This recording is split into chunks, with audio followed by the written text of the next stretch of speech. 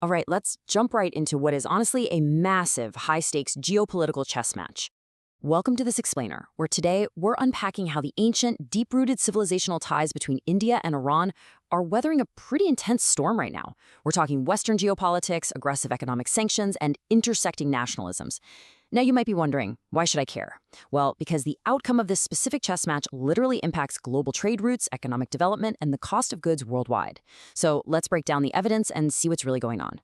To really get a clear, unbiased picture of all of this, here is our roadmap for the explainer. 1. Deep Indo-Persian roots. 2. Geopolitics of divide and rule. 3. Hindutva, Zionism, and exclusionary politics. 4. The Chabahar sanctions conundrum. 5. Trade lifelines. And finally, 6. Strategic balancing. Okay, let's get into it. Section 1. Deep Indo-Persian civilizational roots. We absolutely have to start with the anchor of this whole relationship, a shared heritage that completely predates the modern state system. Look, India and Iran aren't just neighbors separated by a quick stretch of land. Their geographic closeness has fueled this inevitable, massive civilizational overlap. For literally millennia, they've been these intertwined cultural streams, trading ideas, language, and commerce way, way before modern borders were even a thing. To put that into perspective, the timeline of their bond goes back to foundational texts like India's Rig Veda and Iran's Avesta, sharing super deep linguistic similarities. I mean, if you speak Hindi or Urdu today, you're already using a ton of Persian vocabulary. For almost 800 years, Persian was actually the language of administration and elite culture in India. Fast forward to 1950 for their formal modern ties, which puts their 75th anniversary right at 2026. The sources suggest this centuries-old shared history acts as an organic built-in antidote to modern foreign interference. It's a foundation that's incredibly hard to just erase. And you can still see this shared history everywhere today. The Taj Mahal itself is this gorgeous blend of Persian aesthetics and Indian craftsmanship. Plus, the Parsi, or Zoroastrian community in India, forms a living, breathing civilizational bridge. They represent a foundational bedrock of mutual tolerance that serves as a really powerful binding factor against outside meddling. All right, Section 2, Geopolitics of Divide and Rule. Now we transition into the storm, the contemporary geopolitical pressures that our sources suggest are specifically designed to weaken these historic ties. To understand the friction happening right now, we have to look at the concept of divide and rule. Interestingly, the academic research points out that Western and Zionist leaders frequently employ this old colonial strategy to maintain influence in the region. Specifically, the texts note a concerted effort to artificially pit the Muslim background of the Iranian government against the Hindu background of India. By hyping up these religious and ethnic differences, external actors are actively trying to fracture their cooperation on trade, economic development, and crucial infrastructure. This quote from the academic sources is absolutely huge. It argues that the famous clash of civilizations narrative, it's not some natural reality. It's essentially a Western construct meant to generate fear and maintain hegemony. By convincing the world that different cultures are just destined to fight, it provides the perfect cover for strategic interventions that keep powerful regional alliances like a unified India and Iran from forming. Moving to Section 3, Hindutva, Zionism, and exclusionary politics. This brings us to a highly sensitive dynamic heavily analyzed in the source material, the intersecting nationalist ideologies of India and Israel and how they actually impact Iran.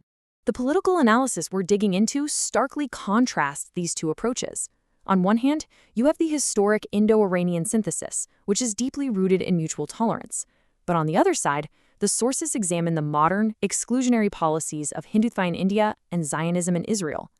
The research indicates that both of these modern movements rely heavily on religious nationalism and the marginalization of minorities to unite their political bases and align themselves closely with U.S. power.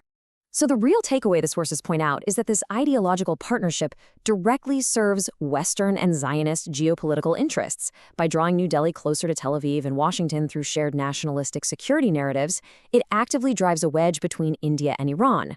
The goal here, according to the analysis, is to isolate Tehran and shatter the collaborative infrastructure and trade networks that India and Iran are trying to build together. Section 4, the Chabahar port sanctions conundrum. Beyond ideology, this wedge is being driven through aggressive economic policies, primarily via the United States. Let's look at the reality on the ground.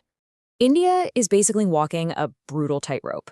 The Chabahar port in Iran is supposed to be this massive gateway for India into Eurasia, letting it bypass Pakistan completely. But this infrastructure dream is heavily blocked by the U.S. maximum pressure campaign against Iran. India is constantly having to negotiate these complex sanctions waivers from Washington just to keep the port operational and keep economic integration alive. Just look at what's at stake for India under this tripartite pressure from the U.S., Israel, and Iran. Energy security is threatened by regional shipping attacks, maritime trade volumes face skyrocketing costs, and massive connectivity projects like Chabahar rely on an Iran that's currently sitting right in the crosshairs of Western sanctions. It clearly shows how these geopolitical conflicts systematically weaken India's economic development. And the economic roadblocks are very, very real. For instance, the sources highlight a massive 25% U.S. tariff announced for early 2026 aimed directly at nations doing business with Iran. This acts as a literal financial barrier intended to forcefully halt the economic integration between New Delhi and Tehran. Section 5. INST and Alternative Payment Systems.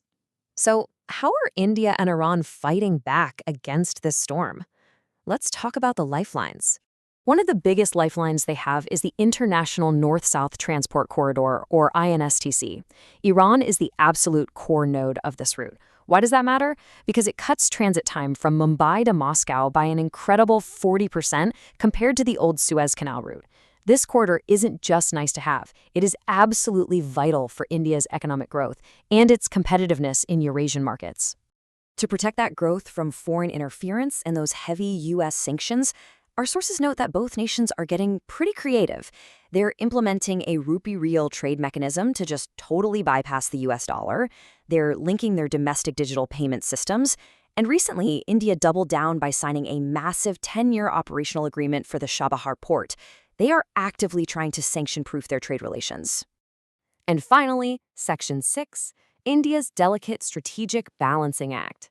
Ultimately, we arrive at the reality of India's current foreign policy doctrine, which is being tested like never before. India is trying to pull off what analysts call multi-alignment, and honestly, it's a nearly impossible balancing act.